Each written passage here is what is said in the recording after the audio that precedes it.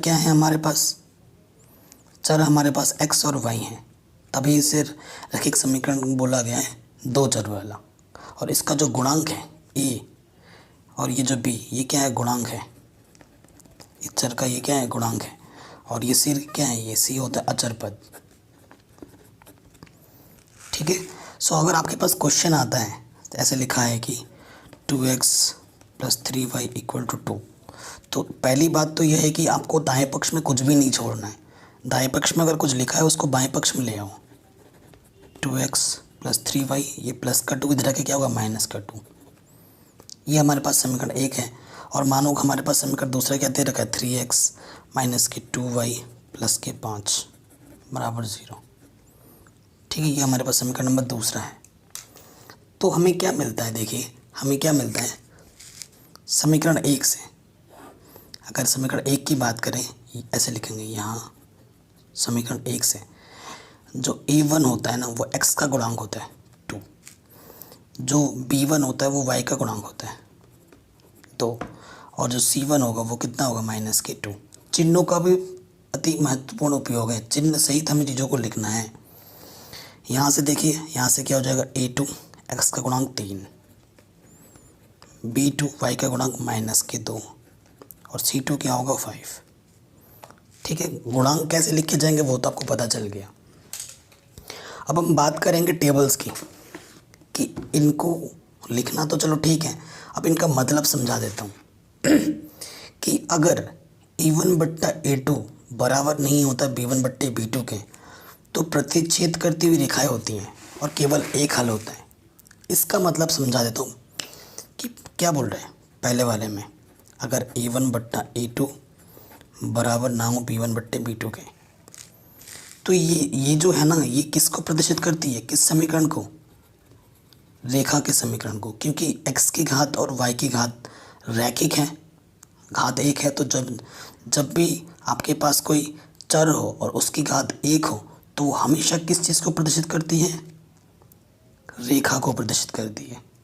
ठीक है, ये आपको हमेशा पता होना चाहिए, वो हमेशा रेखा को प्रदर्शित करती है।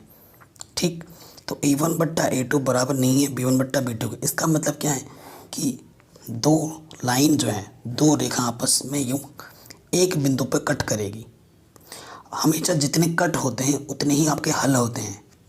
कितना कट किया है इसने? केवल एक कट किया है, एक बिंदु पर प्रतिच्छेद किया है, तो यहाँ पर एक ही हल होता है। तभी यहाँ लिखा जाता है केवल एक हल। प्रतिच्छेद करती हुई रेखाएं होती है और केवल एक हल होता है। जब a1/a2 बराबर होगा b1/b2 के, बराबर होगा c1/c2 के, तब कैसा हल होगा? संपाती रेखाएं, और इसके होते हैं अपरिमित रूप से अनेक हल। अब मैं आपको संपाती रेखा का मतलब समझा देता हूँ। जब ये वाला कंडीशन आएगा, ठीक है, संपाती रेखा का मतलब क्या होता है? एक रेखा यूँ गया, उसी के ऊपर से दूसरा रेखा भी इसी के ऊपर से गया। आपको दिख रहा है एक रेखा, लेकिन है दो रेखा। एक्चुअल में एक ही रेखा होता है। एक रेखा के ऊपर से दूसरी रेखा गया, तो ये इसको कितने पॉइंट्स पर टच करके जा रहा है? सारे पॉइंट्स पर टच करके जा रहा है। ठीक है ना? तो इसके इतने सारे पॉइंट्स है कि हम गिन नहीं सकते हैं। तभी इसका क्या होता है? अपरिमित रूप से अनेक हल होते हैं। कि इंटरसेक्टिंग पॉइंट तो पूरा का पूरा ही हो गया है ना, इसमें इतने सारे पॉइंट है कि हम गिन नहीं सकते, है ना? पूरा सारा इसके ऊपर पॉइंट है, तो ये अपरिमित रूप से क्या होता है? अनेक हल होता है, इसका मतलब। और तीसरा कंडीशन क्या है हमारे पास? अगर a1/a2 बराबर होता है b1/b2 के और बराबर नहीं होता है c1/c2 के, तो क्या होता है? समांतर रेखाएं होती हैं। ये और ये रेखा आपस में क्या होती है? समांतर होती हैं। समांतर होने के वजह से ये कभी आपस में यूँ कट नहीं करेंगी, कभी भी आपस में जाकर जुड़ेंगी नहीं, कहीं पे मिलेंगी नहीं। और कहीं पे कट नहीं मिलेगा, कहीं पे मिलेगा नहीं, जुड़ेगा नहीं, तो उसका कोई हल नहीं होगा, क्योंकि उसने कभी टच ही नहीं किया आपस में। जब टच नहीं किया तो हल ही नहीं होगा। इसी वजह से इसका कोई भी हल नहीं होता है। अगर ऐसा आएगा तो कोई हल नहीं। तो यहाँ लिखा है समांतर रेखाएं, कोई हल नहीं। ठीक है, तो चीज़ें तो हम समझ गए हैं। अब आते हैं हम प्रश्नावली में। ठीक, प्रश्नावली 3.2। ठीक है, इन क्वेश्चनों को, पहले वाले क्वेश्चनों को ग्राफ पेपर में सॉल्व करना है। ओके, तो पहला क्वेश्चन हम पढ़ रहे हैं। क्या बोल रहे हैं? निम्न समस्याओं में रैखिक समीकरणों के युग्म बनाइए और उन्हें ग्राफिक विधि से हल किए। मतलब समीकरण बनाना है और उस समीकरण को हल करना है किस में? ग्राफ पेपर में। ग्राफ पेपर की मदद से आपको आपका आंसर देना है। ठीक है, ऐसे सरल करके नहीं मत देना है, विलोपन विधि ये सब, आपको सिंपल सरल करके आंसर देना है। तो पहला क्वेश्चन पढ़ते हैं हम। क्या लिखा है? कक्षा 10 के 10 विद्यार्थियों ने एक गणित की पहली प्रतियोगिता में भाग लिया। ठीक है, यदि लड़कियों की संख्या लड़कों की संख्या से 4 अधिक है तो प्रतियोगिता में भाग लिए लड़कों और लड़कियों की संख्या ज्ञात कीजिए। ठीक है, बहुत ही सरल सा प्रश्न है। क्वेश्चन नंबर 1 का 1 पार्ट। तो हमारे पास एक कक्षा है। कक्षा कौन सी है? 10 है। अच्छा, कक्षा में है तो दो चीज़ें हैं, एक तो बालक है और दूसरी क्या है? बालिका। ठीक है, एक तो बालक होंगे और एक दूसरे लोग क्या होंगे? बालिका। बालक और बालिका मिलके टोटल में कितने विद्यार्थी हैं? कुल विद्यार्थी कितनी हैं? 10। कुल विद्यार्थी कितने हैं? 10 हैं, है ना। और बालिका जो है बालक से कितने हैं? 4 अधिक हैं। मतलब बालिका कितने हैं? 4 अधिक हैं बालक से। ये थोड़ा हमने क्वेश्चन को एनालाइज किया, क्वेश्चन को पढ़ के हमने समझा। अब प्रॉपर वे में करते हैं। माना बालक की संख्या x है तथा बालिकाओं की संख्या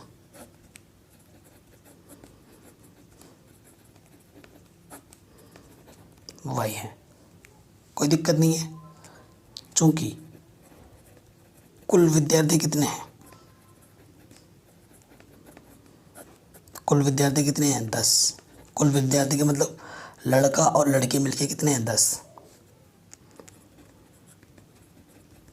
लड़का प्लस लड़की मिलके कितने हैं? 10। लड़का को हमने कितना माना है? x और लड़की को हमने क्या माना है? y। तो x प्लस वाई मिलके कितने बने? 10। ये हमारा पहला समीकरण आ गया। ठीक है, अब प्रश्नानुसार प्रश्न में क्या बोला है? ठीक है, प्रश्न में क्या बोला है? जो बालक हैं, जो बालिकाएं हैं, बालिकाएं बालक से कितने अधिक हैं? 4 अधिक हैं। ठीक है, बालिकाएं ज़्यादा हैं, बालक कम है। कितने? बालिकाएं कितने ज़्यादा हैं? 4 ज़्यादा हैं। तो अगर बराबर करना है, मैं आपको एक चीज़ बताता हूँ। इसके पास 5 रुपये है, इसके पास 2 रुपये हैं, तो इसके पास 3 रुपये ज़्यादा है। अगर आपको बराबर करना है, या तो इधर 3 जोड़ दो, या फिर बराबर करना है तो इसमें से 3, बड़े में से 3 घटा दो, जो आपको सही लगे, तभी तो आपस में इक्वल आएगा, बराबर आएगा। तो बालिकाएं बालक से कितने ज़्यादा हैं? 4 ज़्यादा हैं। तो 4 बालिकाएं बड़ी हैं, तो बालिकाएं में से 4 क्या कर दो? माइनस कर दो। ठीक है, तो बालक को हमने x माना है, बालिकाओं को मैंने y माना है। तो प्लस का y इधर के क्या हो जाएगा? माइनस के y। ठीक है, समीकरण नंबर 2। कोई दिक्कत है? कोई भी दिक्कत नहीं होनी चाहिए यहाँ तक। अब समीकरण तो हमारे बन गए, अब हमें क्या खींचना है? ग्राफ पेपर में इसको हल करना है और उसकी मदद से हमें आंसर निकालना है। तो मैं एक चीज़ बताता हूँ, आपको अगर एक रेखा खींचनी है तो आपको कम से कम कितने पॉइंट चाहिए? 2। आपके पास 2 पॉइंट हो गए, उनको मिलाओगे कम से कम, तभी जाके एक रेखा बनेगी, है ना। तो हर एक रेखा खींचने के लिए कम से कम 2 बिंदु चाहिए होते हैं। समीकरण 1 से कुछ भी मान सकते हो x और y का मान, लेकिन हमेशा मैंने आपको बताया है कि वो मान मानना है आपको जिससे x और y के सरल मान मिले। ताकि उनको हम ग्राफ पेपर में जब हम प्रदर्शित करें तो आसानी के साथ दिखा पाएँ, लिख पाएँ। कुछ भी मान सकते हो, माना कुछ भी मान सकते हो एक्स और वाई, ठीक है, ये आप पे है। मैंने एक्स का मान 0 मान लिया तो एक्स की जगह 0 रखूँगा, तो 0 + वाई वाई हो जाएगा, तो वाई का मान क्या हो गया 10।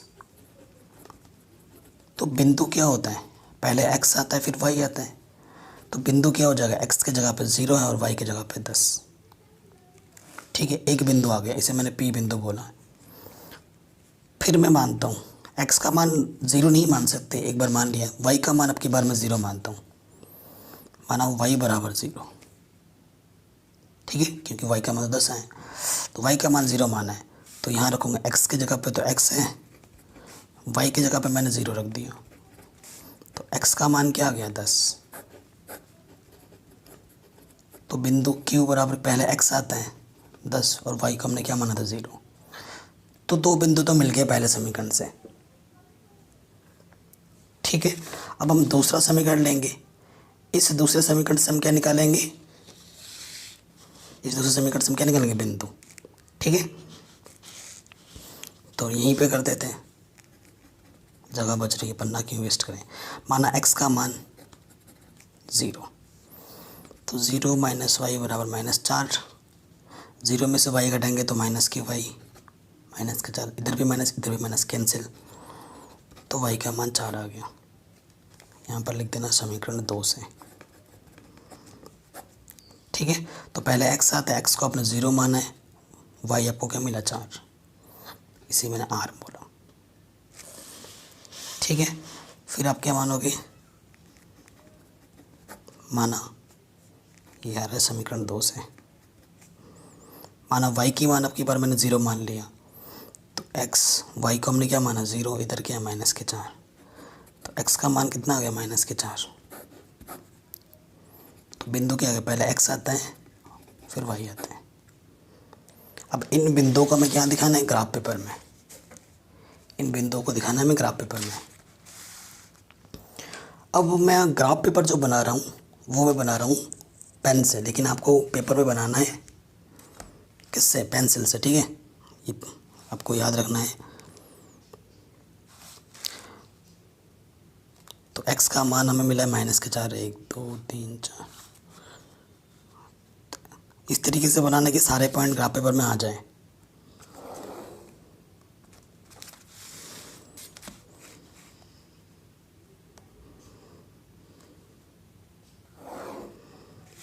ठीक, ये मेरा क्या हो गया, ये मेरा हो गया ओरिजिन, मतलब x का मान 0 0, ये वाला।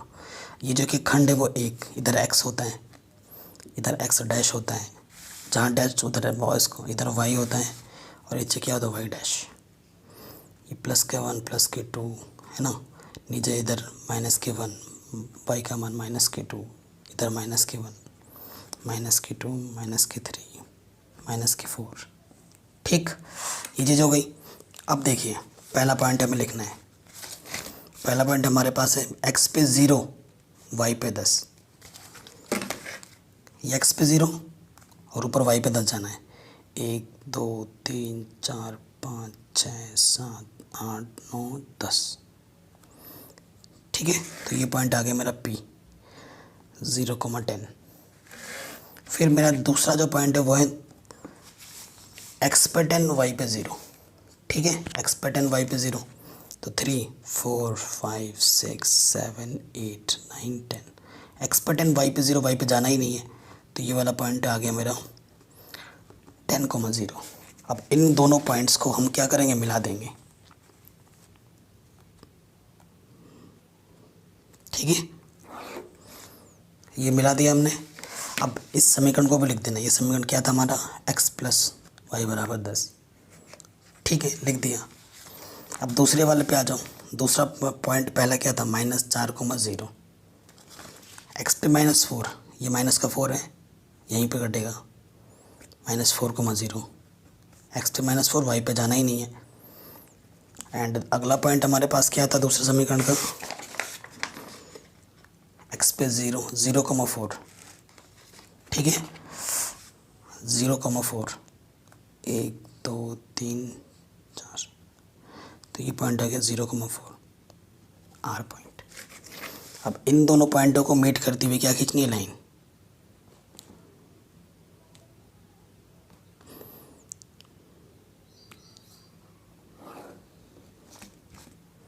अब जब हमने इन दोनों को, इसका भी इक्वेशन लिख दो, ये हमारा क्या था, x minus y equal to -4 लिख दिया। अब ये लाइन और इस लाइन ने यहाँ पर इस बिंदु पर क्या किया, कट। तो इसे हम क्या बोलते हैं, प्रतिच्छेदित बिंदु, ठीक है, जिसका नाम हम क्या दे देते हैं, टी दे देते हैं। अब ये जो प्रतिच्छेदित बिंदु है, यही हमारा आंसर है, यही हमारा क्या है, आंसर है। तो देखो यहाँ देखेंगे x पे कितना गया 3 और y पे कितना गया 7, तो ये 3,7, ठीक है। अतः x का मान कितना आ गया 3 और y का मान 7, यानी कि बालक कितने हैं 3 और बालिका कितनी है 7। आंसर ग्राफ पेपर से हमने निकाल दिया। x को हमने बालक माना था, y को हमने बालिका। आया समझ में? तो ये क्वेश्चन हमारा इजीली बन गया, कोई दिक्कत नहीं है। चलिए आगे बढ़ते हैं नेक्स्ट क्वेश्चन पे। नेक्स्ट क्वेश्चन को भी ग्राफ पेपर से ही सॉल्व करना है, ठीक। सेकंड पार्ट में आते हैं। कह रहे 5 पेंसिल तथा 7 कलमों का मूल्य, कुल मूल्य 50 है, जबकि 7 पेंसिल तथा 5 कलमों का कुल मूल्य 46 है। एक पेंसिल का मूल्य तथा एक कलम का मूल्य ज्ञात कीजिए, ठीक है। तो वैसे ही प्रॉब्लम है। माना एक पेंसिल की कीमत x रुपये तथा एक पेन की कीमत y रुपये है। कोई दिक्कत है? नहीं है। प्रथम शर्तानुसार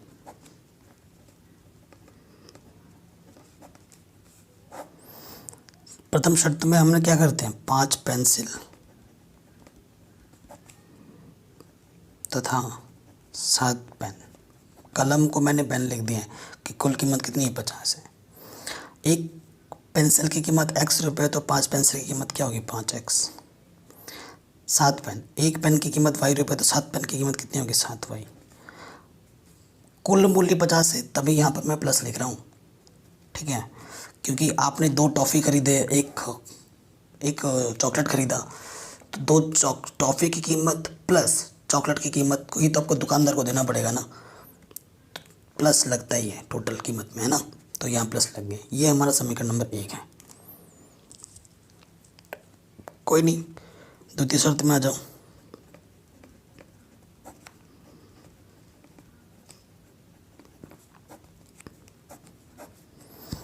द्वितीय शर्तानुसार, तो द्वितीय शर्त में क्या है, देखिए द्वितीय शर्त में क्या बोला है, 7 पेंसिल तथा 5 कलम, कुल मूल्य कितने हैं 46। 7 पेंसिल का मूल्य क्या हो जाएगा 7x, 5 कलम का मूल्य 5y। ये दूसरा समीकरण है, ठीक है, यही से हमने लिखा था कंडीशन। अब आगे बढ़ते हैं। देखिए समीकरण 1 लिखेंगे,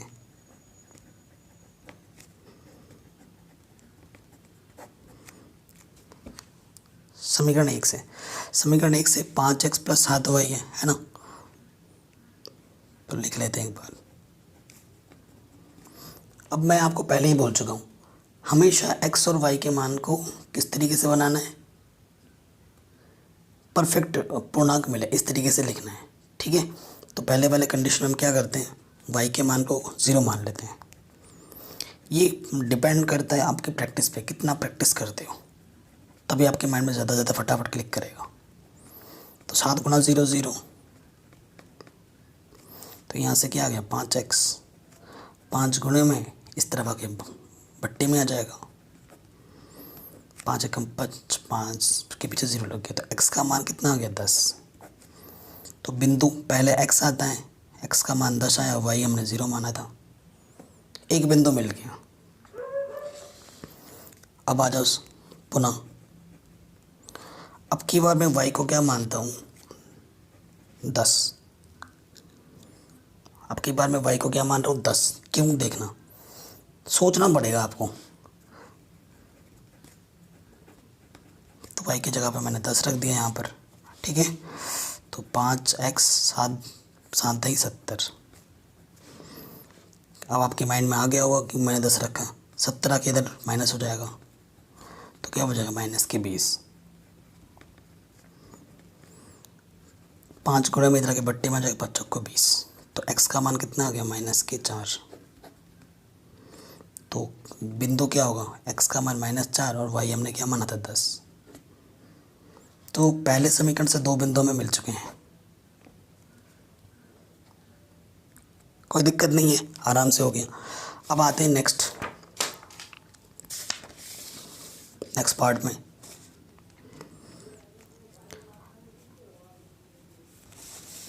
ये समीकरण 2 से, ठीक है, समीकरण 2 से लिखोगे आप। तो अब की बार आपको मानना पड़ेगा क्या, ताकि पूरा परफेक्ट आंसर आए। 7 से कट जाए, सोचना पड़ेगा कुछ, ठीक है ना। तो हम क्या सोचते हैं ना, x की वैल्यू 8 सोच लिया मैंने, ठीक। तो देखो 7 x की जगह पे मैं 8 रखूँगा, 56, 7 8 56। तो 5y 46 इधर आके क्या हो जाएगा माइनस का, तो कितना आ गया -10। 5 कम 5 5 नहीं 10। तो y का मान कितना आ गया -2। तो जो बिंदु मिला मेरे को, x का मान 8 माना था, y का मान -2 मिला, ठीक। पुनः अब की बार मैं क्या मानता हूँ, अब की बार मैं x का मान -2 मानता हूँ।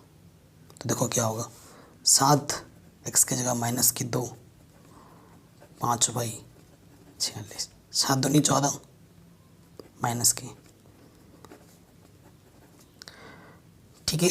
और -14 जाके +14 हो। ऐसा क्यों मान रहा हूँ, ताकि ऐसा इस तरफ ऐसा बनाओ कि वो 5 से कट सके, ठीक है। 46 और माइनस की तरह के प्लस क्या हो जाएगा, तो कितना हो जाएगा 60। तो 5 कम 5 5 दूनी 10। तो y का मान कितना आ गया 12। तो ये बिंदु कितना हो गया, x का मान -2, y का मान 12। तो इस समीकरण से भी हमें दो बिंदु मिल गए, ठीक है। अब हमें इनको क्या करना है, ग्राफ पेपर में प्रदर्शित करना है।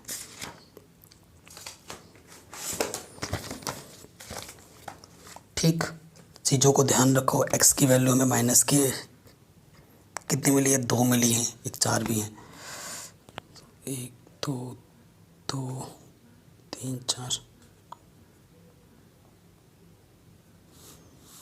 यहाँ पे रखते हैं।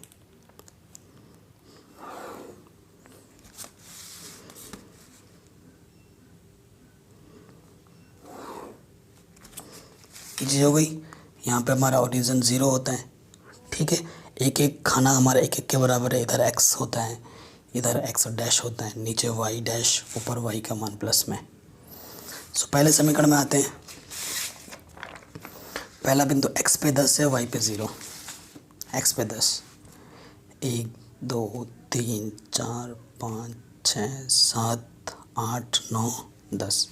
x पे 10, y पे 0, यानी कि ये पॉइंट आ गया 10,0 पी पॉइंट, ठीक है। खाने लिख देना जैसे 1 2 3। उसके बाद नेक्स्ट पॉइंट है हमारा x पे -4 और y पे 10। x पे -4 यहाँ पर है और y पे 10, उसी के सीट में जाना है। 1 2 3 4 5 6 7 8 9 यहाँ पर, ठीक है। ये पॉइंट हमारा क्या हो गया Q, -4,10। अब इन दोनों बिंदुओं को क्या करना है, मिला देना है। इन दोनों बिंदुओं को क्या करना है, मिला देना है। और समीकरण जो है वो ऊपर लिख दो।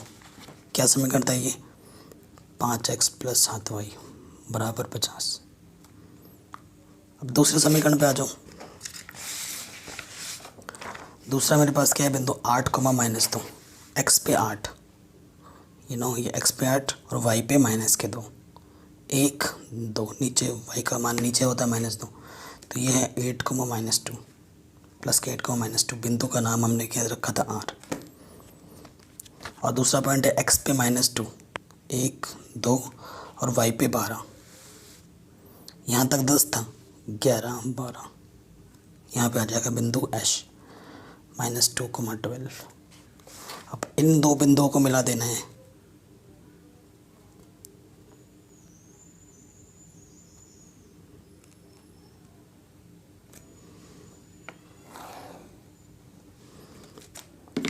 ठीक है, तो जब हमने मिलाया तो यहाँ पर कट किया इसने इस बिंदु पर, तो देखो कटान बिंदु एक्स पे कितना है 1, 2, 3, एक्स पे 3, वाई पे कितना है 1, 2, 3, 4, 5, तो 3, 2, 3, 4, 5। ठीक है, ये बिंदु आ गया प्रतिच्छेदित बिंदु। तो एक्स का मान 3 होगा, वाई का मान 5 होगा, यानी कि एक पेंसिल की कीमत 3 रुपये और एक पेन की कीमत 5 रुपये है। आंसर